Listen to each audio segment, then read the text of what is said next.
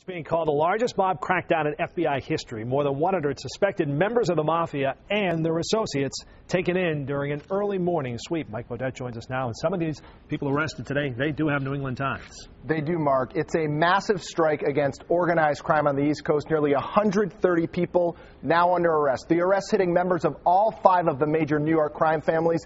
And there is a New England tie. The man identified as the former head of the mob in New England, Luigi Babyshanks Minacchio, is among those in custody. The aging Minacchio's alleged crime, Mark, shaking down strip clubs in Providence. A parade of reputed mobsters and their associates arrested by federal agents.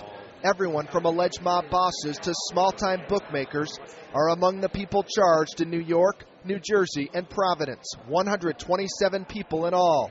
At a press conference in Brooklyn, U.S. Attorney Eric Holder calls it the biggest bust in recent FBI history. Their alleged crimes include numerous violent and illegal acts, from murder and narcotics trafficking to extortion, illegal gambling, arson, loan sharking, and labor racketeering. Among those arrested was Luigi Babyshanks Minacchio, the former boss of the New England mob who once reigned from Providence. The 83-year-old Minacchio was arrested Wednesday in Florida.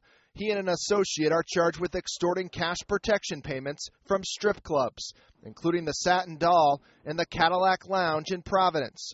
Fox Undercover reported in 2009 that Minacchio stepped aside as head of the mob in all of New England, clearing the way for Boston's Peter Lamoni to take over.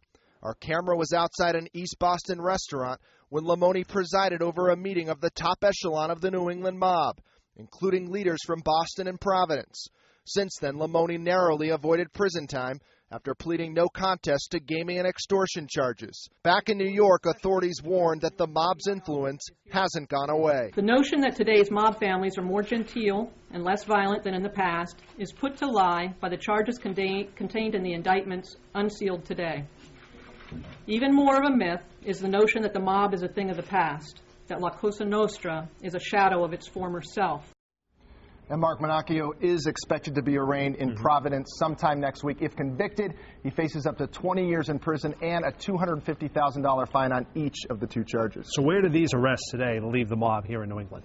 Well, they pretty much leave the mob in New England untouched. At least for now, Minacchio has been mostly out of the picture for the last few years. He was arrested down in Florida, and his associate was a bookkeeper for a couple of strip clubs in Providence. So this case did not net any current major players in New England. And I'm also told that since Minacchio left, the base of power for the mob in New England has remained out of Providence and here in Boston. Very interesting. Mike Bodette, more, of course, tonight at 10 and 11. Thank you.